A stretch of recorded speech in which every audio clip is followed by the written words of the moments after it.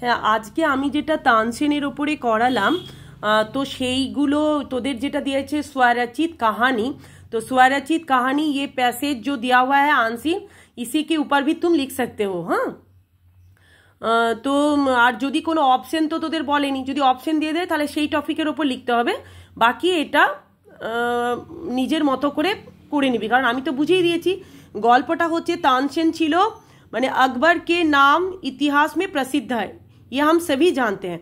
इसके दरबार में तानसेन नामक प्रसिद्ध একজন কি ছিল, সিঙ্গার ছিল, খুব বড় একজন গায়ক ছিল।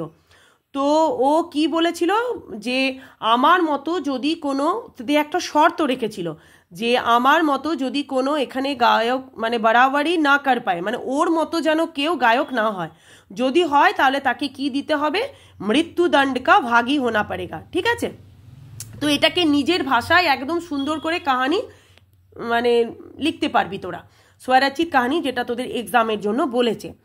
उसके बाद क्या है, তো একবার ওরকম কি হয়েছিল যে अनजाने में সাধুও কে মানে তারা অতটা জানতো না, হরি ভজন এরকম গাইছিল, তখন তাদের যে মন্ত্রীরা বা সেনারা তাকে কি করেছিল, মানে তাকে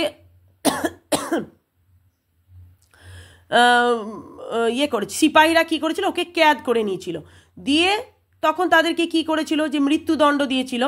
তখন এক বালক 10 वर्षीय बालक को छोड़कर सभी को মৃত্যুদণ্ড दिया गया। 10 বছরের একজন বালক ছিল, তাকে কিন্তু মৃত্যুদণ্ড দেওয়া হয়নি। কারণ কেন দেওয়া হয়নি, মানে সে বালক ছিল তার জন্য দেওয়া হয়নি।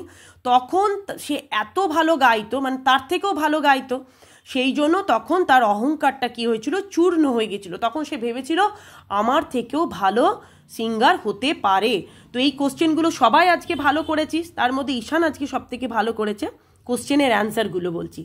উসকে বাদ কিয়া দেওয়া হয়, ইসকে বিশেষণ, এরকম ভাবে প্যাসেজ দেওয়া থাকবে, তারপরে তার কিছু গ্রামার দেওয়া থাকবে। যেমন এখানে বলেছে ইসকে বিশেষণ বাতায়, ইতিহাস, আমরা বাংলায় ইতিহাসকে বলি ঐতিহাসিক, হিন্দিতে বলে সেটা ऐतिहासिक।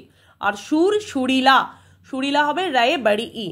उसके बाद क्या है, अनजाना और बेफिक्री शब्दों के उपसर्ग, प्रत्यय और मूल शब्द। उपसर्ग মানে হচ্ছে যেটা প্রথমে আমরা লাগাই, যেমন अनजाना, अन এটা হলো उपसर्ग, তাহলে একটা ছক করতে হবে, उपसर्ग प्रत्यय और मूल शब्द। প্রথমে যা বলেছে उपसर्ग प्रत्यय और मूल शब्द, তাহলে उपसर्ग হলো अन, আর জাননা, জানা হয় না, জাননা মানে মূল শব্দটা হচ্ছে জাননা, আর प्रत्यय হয়ে গেল কি अन, अन प्रत्यय। उसके बाद क्या है, बेफिक्री, बे हो गया उपसर्ग, फिक्र हो गया मूल शब्द, और बड़ी ई की मात्रा हो गया प्रत्यय। ठीक है, उसी के ऊपर हम फिर से सेकेंड पैसेज के ऊपर करेंगे। ठीक है।